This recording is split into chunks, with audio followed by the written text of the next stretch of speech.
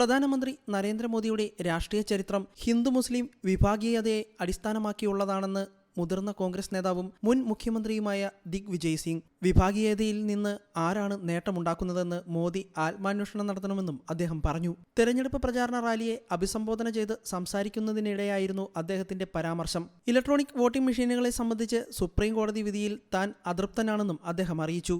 മോദിജിയുടെ രാഷ്ട്രീയ ചരിത്രം പരിശോധിച്ചാൽ അത് ഹിന്ദു മുസ്ലിം തർക്കത്തെ അടിസ്ഥാനമാക്കിയുള്ളതാണ്. ആർക്കാണ് അതിന്റെ നേട്ടം, ആർക്കാണ് അതിന്റെ ഗുണം എന്നതിനെക്കുറിച്ച് നരേന്ദ്രമോദി ആത്മാന്വേഷണം നടത്തിയാൽ നന്നായിരിക്കും. യഥാർത്ഥ പ്രശ്നങ്ങളുടെ അടിസ്ഥാനത്തിൽ എവിടെയാണ് തെരഞ്ഞെടുപ്പ് നടക്കുന്നത്? വികസന സൂചിക പരിശോധിച്ചാൽ ആദ്യ 10 പോലും ഗുജറാത്ത് ഉൾപ്പെട്ടിട്ടില്ല. 2014 തെരഞ്ഞെടുപ്പിൽ 272 സീറ്റ് നേടുമെന്ന് BJP പറഞ്ഞിരുന്നു. അവർക്ക് 284 സീറ്റ് ലഭിച്ചു. 2019 300 സീറ്റ് നേടുമെന്ന് പറഞ്ഞെടുത്ത് 302 സീറ്റ് നേടി. BJPയുടെ തെരഞ്ഞെടുപ്പ് വിജയത്തിൽ ഇലക്ട്രോണിക് വോട്ടിംഗ് മെഷീനുകൾക്ക് പങ്കുണ്ടെന്നും സിംഗ് പറഞ്ഞു. BJP സിറ്റിംഗ് MP റോട്ട്മൽ നഗറിനെതിരെയാണ് സിംഗ് ഇക്കുറി മത്സരിക്കുന്നത്. ലോക്സഭാ തെരഞ്ഞെടുപ്പിന്റെ 3ാം ഘട്ടം മെയ് 7 നടക്കും. News desk you talk.